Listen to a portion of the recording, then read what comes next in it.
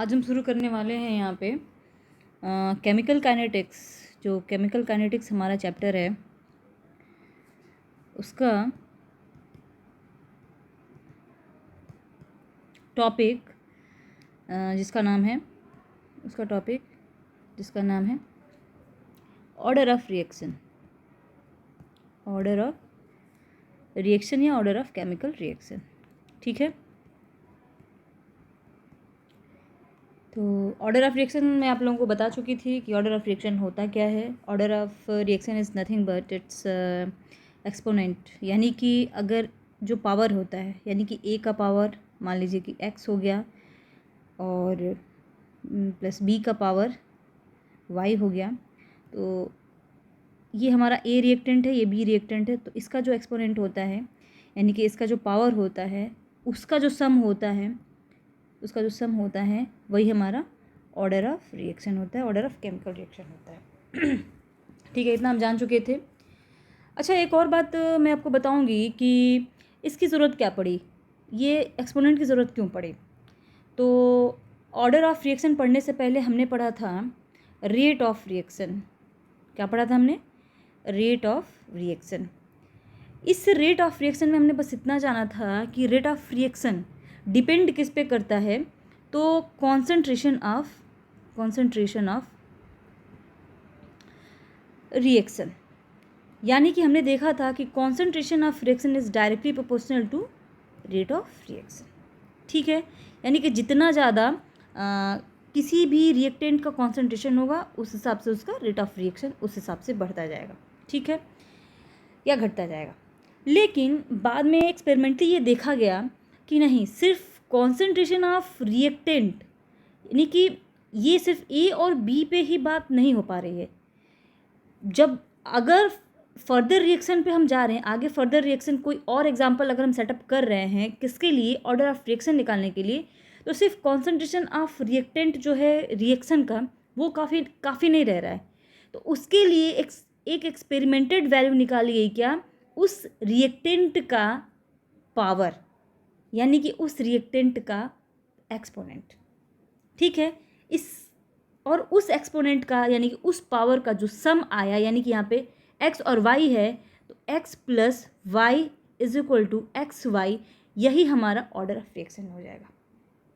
ठीक है, चलिए, तो इतना हमने जान लिया था कि ऑर्डर ऑफ रिएक्शन क्या होता है। इसके बारे में हमने ये भी जान लिया था कि ऑर्डर ऑफ रिएक्शन जो होता है वो स्टोइकियोमेट्रिक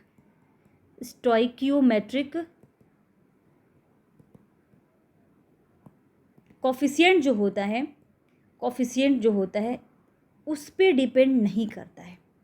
स्टोइकियोमेट्रिक कोफिशिएंट पे ये हमारा जो ऑर्डर ऑफ रिएक्शन है वो उस पर डिपेंडेंट नहीं होता है।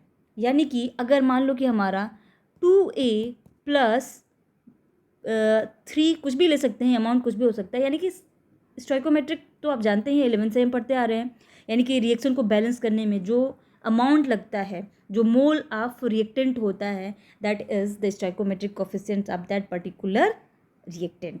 ठीक है, तो ये 2a 3b हो गया, तो ये ए बी हो गया, ये हमारा प्रोडक्ट ए बी मिला। अब इधर से हमारा जो भी हुआ, अब हम इसको क्या करेंगे, बैलेंस करने में हमारा जितना भी लगा, तो अब इधर बैलेंस करने में हमको दिक्कत हुई। हम ये एग्जैक्टली नहीं डिसाइड कर पाएंगे कि इस प्रोडक्ट में कितना रिएक्टेंट का क्या अमाउंट हुआ, तो और उस बेसिस पे हमारा उस रिएक्शन, उस केमिकल रिएक्शन का रेट ऑफ रिएक्शन, हम ये नहीं, यहाँ पे 2 और 3 भी तो हो गया, यहाँ पे हमारा प्रोडक्ट भी है, हम बैलेंस कर लिए। हम जानते हैं कि हमारा A plus B is equal to A B बन रहा है, तो जो इधर रिएक्टेंट का अमाउंट होगा वही हमारा प्रोडक्ट का अमाउंट होगा, तभी हमारा रिएक्शन बैलेंस में होगा। हमें ये तो पता है, चलो अच्छी बात है, लेकिन हमें ये नहीं पता है कि इस रिएक्शन के बनने के दौरान जो हमारा T1 T2 वो जो टाइम इंटरवल है T3, ये जो हमारा dt निकल के आ रहा है, यानी कि इंस्टेंट रेट ऑफ रिएक्शन जो निकल के आ रहा है, उस इंस्टेंट ऑफ रिएक्शन पे, वो पर्टिकुलर टाइम पीरियड पे किस रिएक्टेंट का कितना अमाउंट इन्वॉल्व हुआ। तो इसके लिए हमको ज़रूरत क्या पड़ी, उस रिएक्टेंट का कॉन्सेंट्रेशन है उसके एक्सपोनेंट की। तो वहाँ पे जो स्टोइकियोमेट्रिक कोफिशिएंट है, इस ऑर्डर ऑफ रिएक्शन में कोई अपना रोल प्ले नहीं करता है। ठीक है, इतनी बात समझ में आई। अब हम जानते हैं कि ये जो हमारा ऑर्डर ऑफ रिएक्शन है, ये जो हमारा ऑर्डर ऑफ रिएक्शन है वो डिपेंड करता है कितने type of order of reaction पे। मोस्टली ये 3 टाइप के होते हैं। जो पहला हमारा होता है वो होता है ज़ीरो ऑर्डर ऑफ रिएक्शन। जो दूसरा होता है that is first order of reaction and the third one is second order of reaction. यूँ तो अगर हम देखें तो हमारा एक और आता है क्या, स्यूडो ऑर्डर ऑफ रिएक्शन। ठीक है, pseudo order of reaction, but इसके बारे में हम आगे जानेंगे बाद में, क्योंकि पहले हमको क्या जानना है, ज़ीरो ऑर्डर ऑफ रिएक्शन। ठीक है, अभी हमको क्या जानना है, ज़ीरो ऑर्डर ऑफ रिएक्शन। तो हम देख लेते हैं कि ज़ीरो ऑर्डर ऑफ रिएक्शन के भी बारे में आपको बता चुके थे, लेकिन इसके भी बहुत सारे टॉपिक छूट गए थे हमारे।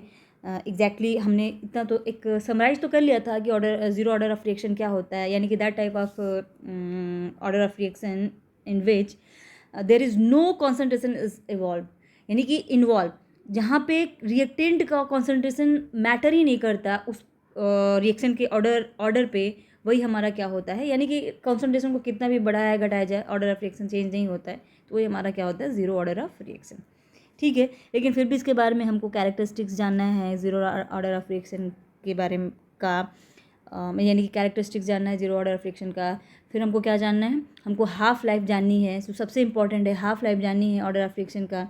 ठीक है, यूनिट के बारे में हमने चर्चा कर लिया था क्लास में, यूनिट क्या है इसके बारे में हमने जान लिया था कि यूनिट कैसे निकालते हैं। मोल लीटर पर mole litre inverse second inverse जब निकल के आता है तो हमारा वो ज़ीरो ऑर्डर का हो जाता है। मोल लीटर इनवर्स आता है, सेकंड इनवर्स करके आता है तो हमारा फर्स्ट ऑर्डर का, एंड सो वन। ये हम इसके बारे में चर्चा कर लिए थे।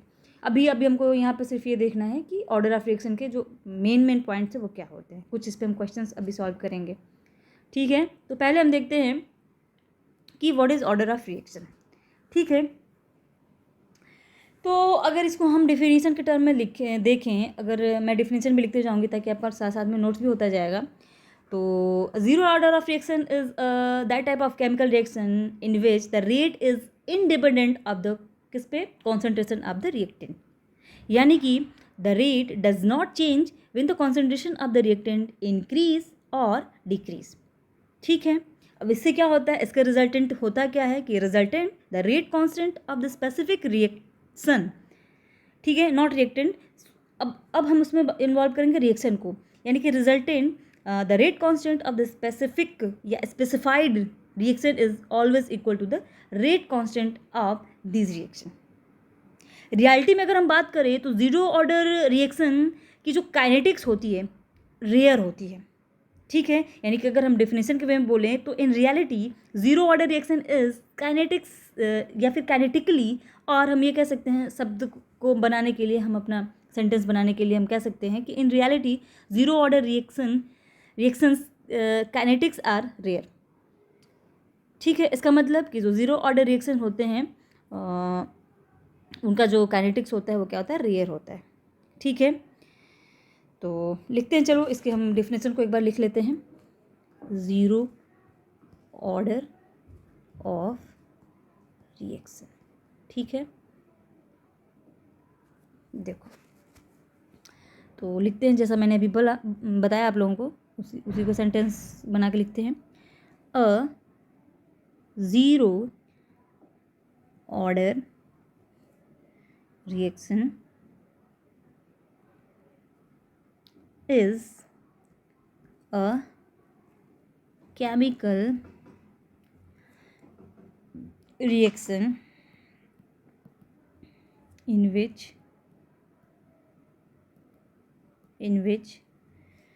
the rate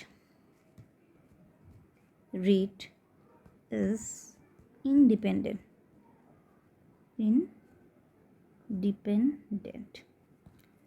किस पे, of the concentration of reactant। इतना तो हम स्कूल में भी जान लिए थे। ठीक है, ठीक है, यानी कि अब इसका मतलब that is the rate does not change with the concentration of the reactant increase और डिक्रीज। लिख लेते हैं इसको भी। इट मीन्स यानी कि दैट इज द रेट, किसका रेट, रिएक्शन का रेट, ऑब्वियस सी बात है, does not change when the concentration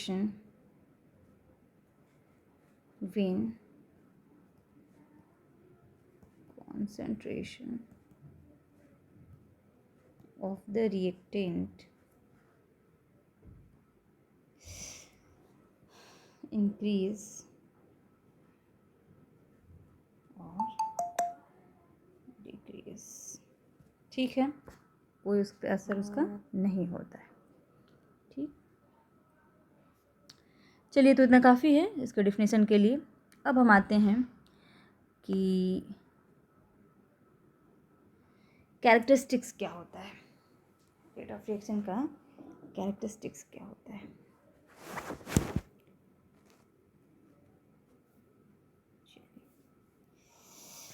थोड़ी सी तबीयत ठीक नहीं है मेरी, सब जानते हैं, लेकिन ये भी ज़रूरी है। यहाँ लिख देती हूँ मैं।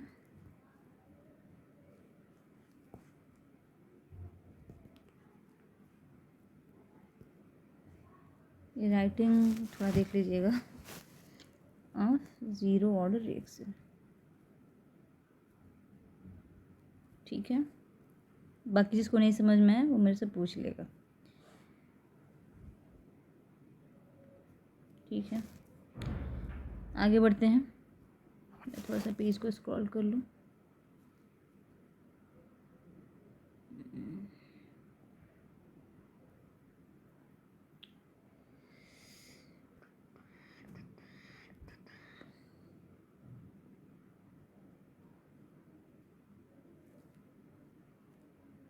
ठीक है, तो जिसका पहला पॉइंट है वो है कि पहले मैं आपको समझा दे रही हूँ कि जो रिएक्शन रेट होता है, अगर हम ज़ीरो ऑर्डर रिएक्शन की बात करते हैं तो वहाँ पे जो रिएक्शन रेट होता है वो डिटरमाइंड किससे होता है, हम जानते हैं किसके थ्रू होता है, स्क्वायर के थ्रू। तो उसको हम क्या कह सकते हैं, it's determined by the square root किसके, ऑफ द रिएक्टेंट कॉन्सेंट्रेशन, जो कि प्रोपोर्शनल टू किसके होता है, which is proportional to the former. ठीक है, दूसरे पॉइंट के बारे में अगर हम बात करें तो जो रेट ऑफ रिएक्शन होता है किसी भी केमिकल रिएक्शन का इज़ प्रोपोर्शनल टू किसके होता है, कॉन्सेंट्रेशन ऑफ द रिएक्टेंट। ये बात हम जानते हैं। तो ये सारे कैरेक्टरिस्टिक्स हैं, ये जो आप जानते हैं उसी सारी चीज़ों को मैं बता रही हूँ। तीसरी जो पॉइंट है वो ये है कि जो रेट ऑफ रिएक्शन जो होता है is not proportional to the concentration of the reactant. ये बात भी हम जानते हैं कि जब कॉन्सेंट्रेशन का उस रिएक्शन के रेट पे कोई असर ही नहीं पड़ रहा है तो हम कह सकते हैं कि concentration is not equal to the या is not proportional to the concentration rate of reaction, यानी कि rate of reaction does not match to the concentration of the reactant. ठीक है, नेक्स्ट अगर हम बात करते हैं तो जो रेट ऑफ रिएक्शन होता है वो प्रोपोर्शनल टू किसके होता है, कॉन्सेंट्रेशन के तो प्रोपोर्शनल टू नहीं होता है, तो फिर प्रोपोर्शनल टू होता किसके है, तो square of the concentration of the reactant. Next अगर हम बात करें तो जो रिएक्शन रेट होता है वो डिटरमाइन किसके होता है, natural logarithm of the reactant. मैंने आपको बताया था कि लॉग है, लॉग की वैल्यू आपको बताऊंगी कल या परसों जब भी मुझे टाइम मिलता है इस टॉपिक से एक्स्ट्रा कुछ बताने का, तो मैं आपको ज़रूर बताऊंगी। तो the reaction rate is determined by the natural logarithm of the reactant concentration, जिसका मतलब होता है कि proportional to the nature of the reaction. ठीक है, तो चलो इसी पॉइंट को लिख लेते हैं। पहला पॉइंट हमारा है क्या कहा था मैंने कि डिटरमाइन किसके होता है, किसके द्वारा होता है, स्क्वायर रूट के थ्रू। ठीक है, तो लिखते हैं उसको, द रिएक्शन रेट इज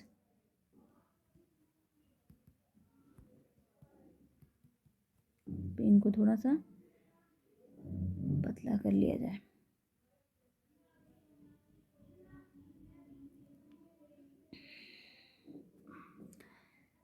ठीक है, the reaction rate is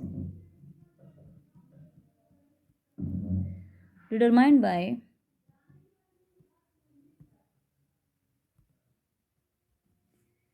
the square root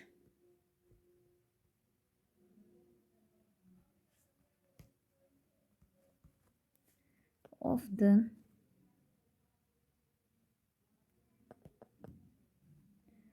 reactant concentration. ठीक है, which is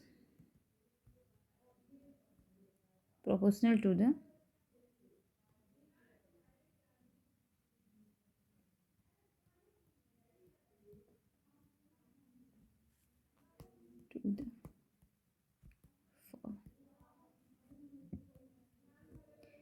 नेक्स्ट जो है rate of the reaction is proportional to the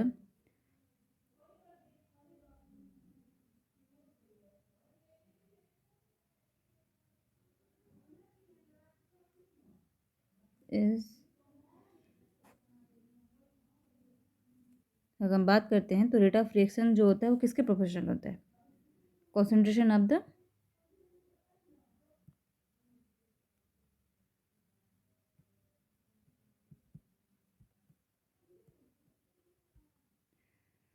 reactant. ये पॉइंट इसलिए लिख रही हूँ कि अगर हम बात यहीं पे द ऑर्डर ऑफ रिएक्शन की करते हैं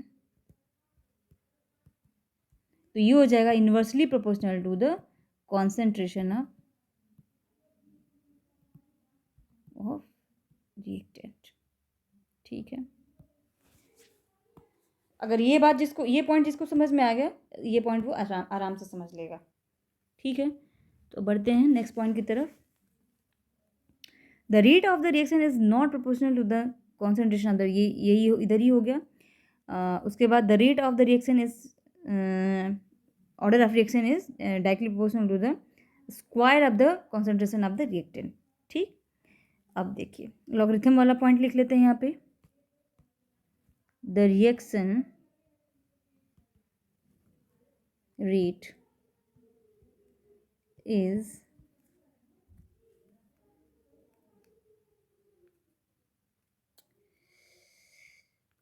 is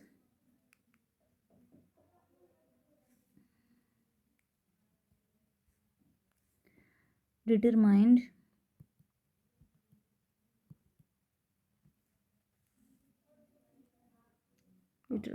by natural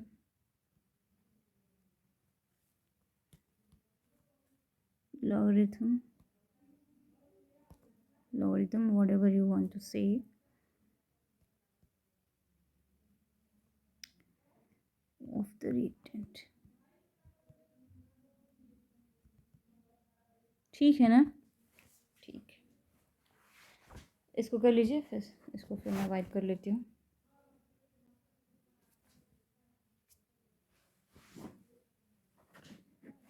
ठीक है,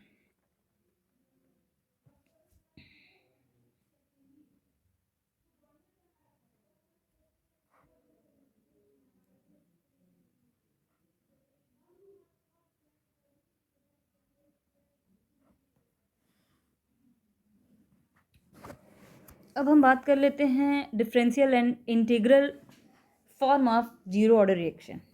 ठीक है, अब हम इसको समझेंगे।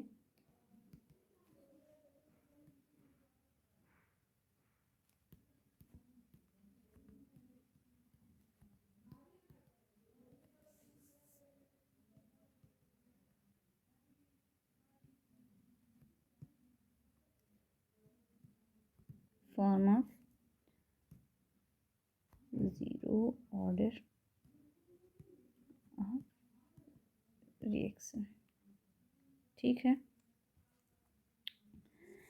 अब मैथ वाले तो मोस्टली स्टूडेंट ये बात जानते होंगे कि मैं किस बारे में बात कर रही हूँ, डिफरेंशियल और इंटीग्रल फॉर्म क्या होता है ज़ीरो ऑर्डर का। तो इसको निकालने के लिए जैसे कि अगर हम बात कर रहे हैं कि जैसे कि रेट है, ठीक है, हमने पहले निकाल लिया है, क्या निकाला है, अपीयरेंस और डिसअपीयरेंस, ठीक है। तो रेट इज इक्वल टू हमारा क्या हो जाता है यहाँ पे डी ए का कॉन्सेंट्रेशन अपन डी टी, ठीक है। इसको हम क्या लिख सकते हैं, अगर हम कांस्टेंट लिखें तो के ए पे पावर 0 इज इक्वल टू के, जहाँ के क्या है, के क्या है हमारा rate constant of the reaction है, ठीक है। अब इसको यहाँ पे हम लिखेंगे d A is equal to k d t या d A is equal to minus k d t. अब जब हम इंटीग्रेट करेंगे दोनों साइड को तो हमारा जो इंटीग्रल वैल्यू निकल के आएगी वो निकल के आएगी क्या, इंटीग्रल कॉन्सेंट्रेशन ए और इधर हमारा हो जाएगा कॉन्सेंट्रेशन ए 0, फिर इधर ये हो जाएगा d A is equal to क्या हो जाएगा,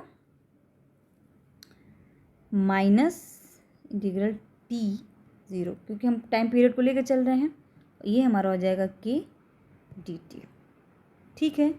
अब ये A0 क्या है, तो ये दिखा रहा है हमारा क्या, reactants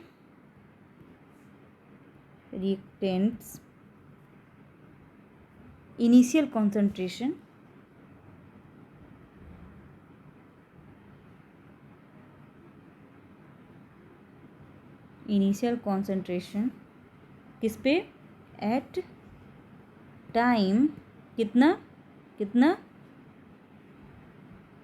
t is equal to 0, ठीक है।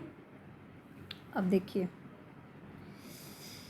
शिट, बार प्लीज लेआउट,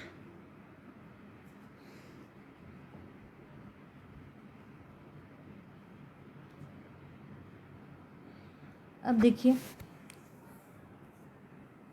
अब हम जब उसको सॉल्व किए तो हमको वैल्यू जो निकल के आई वो निकल के आई a is equal to minus k t plus A0 क्या हमारा था, A0 क्या था याद करिए, initial concentration at time t is equal to 0, ठीक है। अब ये जो इक्वेशन है ये रिक्वायर्ड, इसको ज़रूरत किसकी है, इंटीग्रल फॉर्म की, और जो इंटीग्रेटेड फॉर्म होते हैं एजुकेशन ज़ीरो ऑर्डर के लिए वो इसी तरीके से हम निकालेंगे इसमें, और ये जो फॉर्म होता है वो कैलकुलेटेड होता है, ये जो भी वैल्यू होती है वो कैलकुलेटेड होती है, ठीक है। तो ये हमारा अगर integral value 0 order of reaction का निकालेंगे तो इंटीग्रल वैल्यू हमारी यही निकल के आएगी कि ए का concentration is equal to minus k t plus A का इनिशियल कॉन्सेंट्रेशन, रिएक्टेंट का इनिशियल कॉन्सेंट्रेशन, ठीक है। अब हम देखते हैं ग्राफ ऑफ 0 ऑर्डर रिएक्शन। किसी को अगर प्रॉब्लम होगी नहीं समझ में आएगा वो मेरे से कल क्लास में क्वेश्चन पूछ लेगा, और ठीक है, और यहाँ ऑनलाइन अगर किसी को नहीं समझ में आ रहा है तो कमेंट बॉक्स में क्वेश्चन डाल देगा, ठीक है। अब हम ग्राफ देखते हैं, क्लास में मैंने ग्राफ भी दिखाया था बना के कि तीनों ही ऑर्डर ऑफ रिएक्शन का ग्राफ कैसा बनता है। तो यहाँ पे जो भी हम ग्राफ बना रहे हैं वो 0 ऑर्डर ऑफ रिएक्शन का बना रहे हैं, ठीक है, चलिए। तो ये हमारा ग्राफ बनेगा कुछ ऐसे, ठीक है। ये हमारा टाइम हो गया और ये हमारा कॉन्सेंट्रेशन हो गया, ठीक है।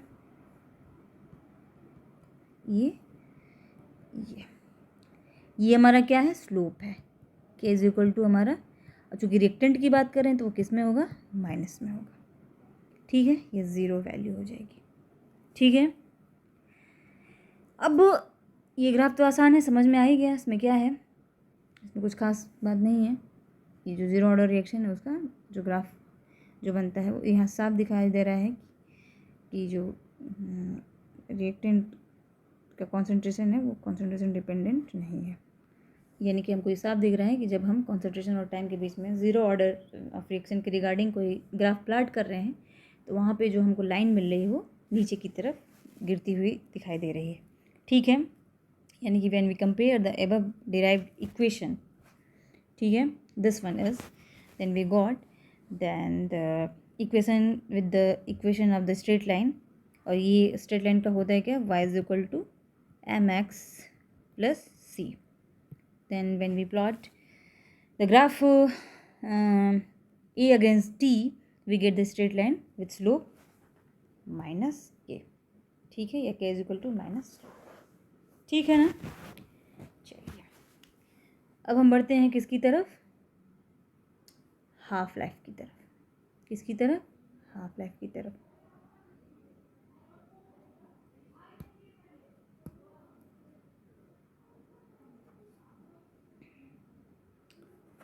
तो अब हम हेडिंग देते हैं half life of a zero order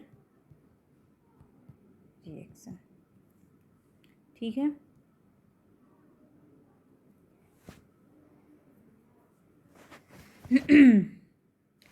तो अगर हम हाफ लाइफ की बात करें तो अभी हमारा क्या निकल के आया था, ए is equal to minus k t plus initial concentration of the reactant. ठीक है, अब इसको हम टी जो है उसको रिप्लेस करेंगे किससे, हाफ लाइफ यानी कि टी हाफ से. तो रिप्लेसिंग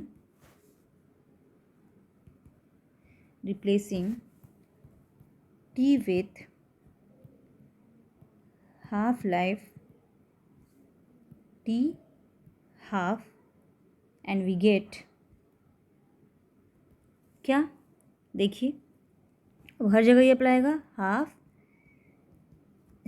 अप्लाई नहीं, अप्लाई होगा, is equal to minus, that's a slip of tongue, don't mind.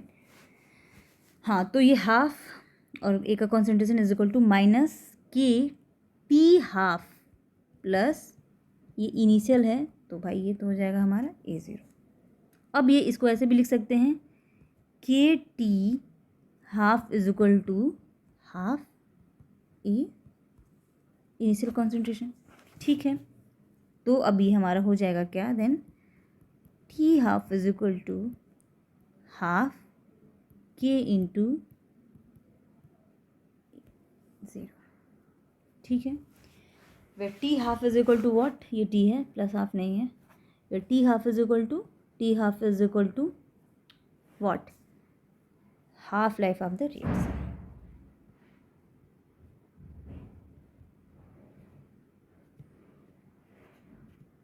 Reaction. ठीक है, और ये हमारा A zero stand for initial concentration.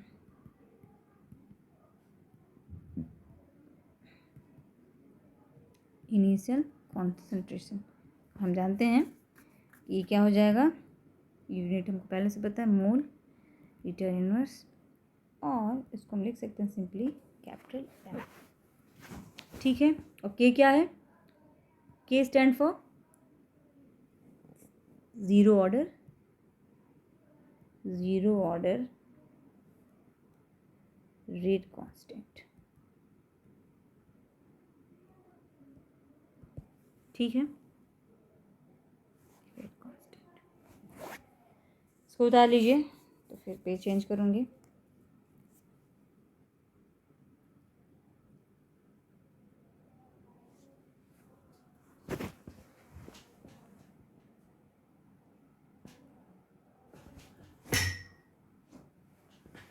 चलिए बढ़ते हैं नेक्स्ट.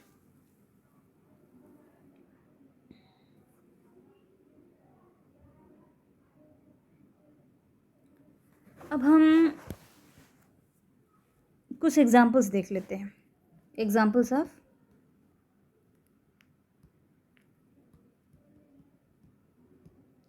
Zero order reaction. ठीक है, सबसे पहले हमारा क्या निकल के आएगा, फोटोकेमिकल रिएक्शन. क्या निकल के आएगा, फोटोकेमिकल रिएक्शन. ये हमारा रिएक्शन हो गया H2 प्लस Cl2. ये हमारा क्या बना, क्या बन जाएगा, Cl2 है तो और H2 भी है, तो यानी कि दोनों हमारे रिएक्टेंट कितने मोल में है, 2 मोल में. तो ये हमारे निकल के आ जाएगा 2HCl. अगर इसके रेट की बात करें रेट की बात करें तो KH2, और हम जानते हैं कि order of reaction does not depend upon the reaction या रिएक्टेंट कोफिशिएंट, तो ये हमारा हो जाएगा 0 और ये हमारा Cl2 0। ठीक है, तो रेट हमारा क्या हो जाएगा इज इक्वल टू K। ठीक है, फोटोकेमिकल रिएक्शन के लिए हो गया। दूसरा हमारा जो एग्जांपल हुआ ये पहला था, जो दूसरा एग्जांपल हो जाएगा वो हो जाएगा decomposition of nitrous oxide. Decomposition of nitrous oxide.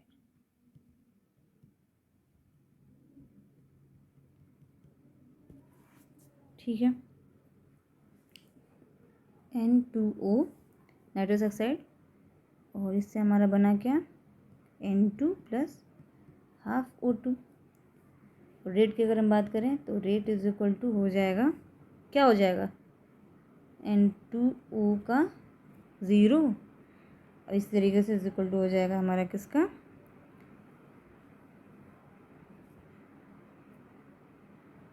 इधर रिएक्टेंट प्रोडक्ट साइड में भी निकाल लेंगे तो हमारा ये हो जाएगा कि N2O का 0। ठीक है, इज इक्वल टू K। ये हो जाएगा हमारा D इंस्टेंट का ये निकला है D N2O upon dt is equal to K। जैसे तीसरे एग्जांपल की बात करें तो हो जाएगा iodization of acetone. Iodization of acetone, घबराइए मत। आयोडाइजेशन क्या होता है, डिकम्पोजिशन तो आप जानते हैं, फोटोकेमिकल रिएक्शन भी जानते हैं। आयोडाइजेशन क्या होता है, इसको हम हेलोल्केन हेलो एरिन्स, जब हमारा ऑर्गेनिक केमिस्ट्री स्टार्ट होगा ये सारी चीज़ें हम वहाँ पे देखेंगे और समझेंगे। फिलहाल के लिए जान लीजिए कि this is the 0 order reaction का ये एग्जाम्पल है। ठीक है, तो ये हमारा हो जाएगा। एसीटोन की बात हो रही है तो पहले एसीटोन लिखेंगे CH3CO CH3, जो आयोडाइजेशन हो रहा है तो यहाँ पे हमारा क्या होगा I2 होगा। इससे हमारा जो बनेगा प्रोडक्ट वो बनेगा ICH2CO CH3। What is going to replace here? Of course the hydrogen is going to replace by किसके आयोडीन प्लस HI। ठीक है, यहाँ भी हमारा, अब ये आपका होमवर्क है कि इसका रेट ऑफ रिएक्शन आपको लिखना है इसका। ये हमारा एग्जाम्पल्स हो गया। ठीक है, हाँ, फैक्टर्स अफेक्टिंग के बारे में बात करें तो कॉन्सेंट्रेशन से अफेक्ट होता नहीं है। ठीक है, जो हाफ लाइफ होता है वो ओरिजिनल कॉन्सेंट्रेशन के प्रोपोर्शनली होता है, और अगर हम और बात करें तो at all concentration the rate of 0 order kinetics in chemistry और chemical science is always equal to the rate constant. ठीक है,